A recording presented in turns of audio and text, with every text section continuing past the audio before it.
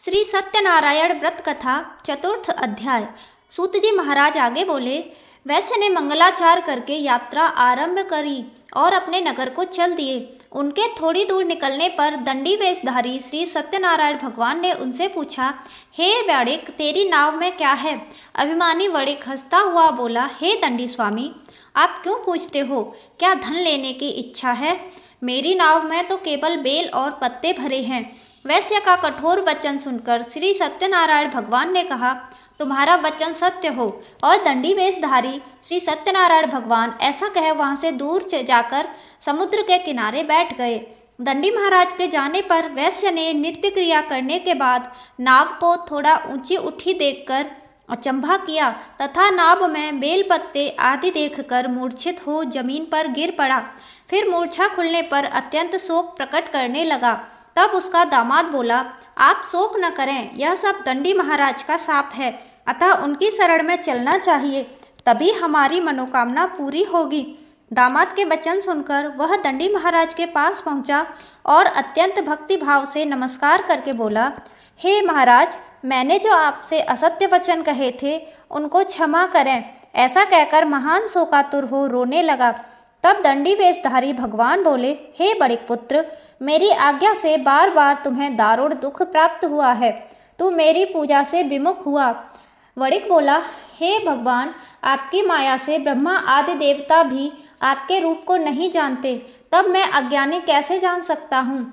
आप कृपया मुझ पर प्रसन्न होइए, मैं सामर्थ्य के अनुसार आपकी पूजा करूँगा।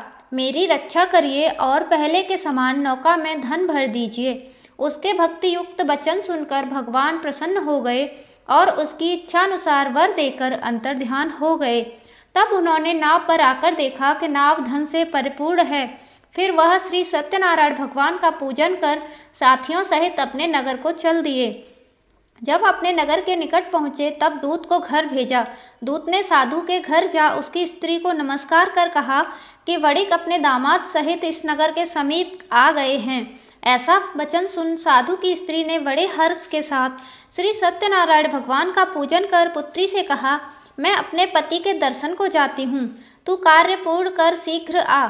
माता के ऐसे वचन सुनकर कलावती प्रसाद छोड़कर जल्दी में पति के पास गई।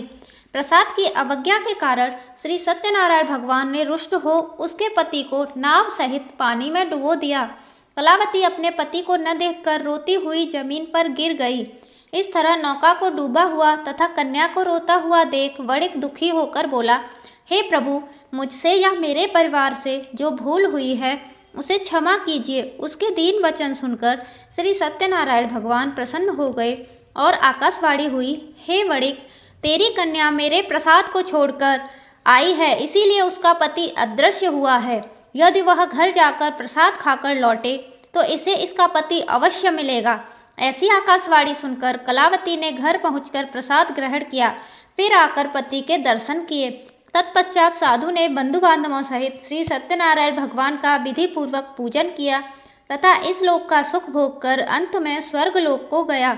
इति श्री सत्यनारायण व्रत कथा का चतुर्थ अध्याय संपूर्ण। श्रीमन्नारायण नारायण हरि हरि, भजमन्नारायण नारायण हरि हरि। भगवान सत्यनारायण की जय।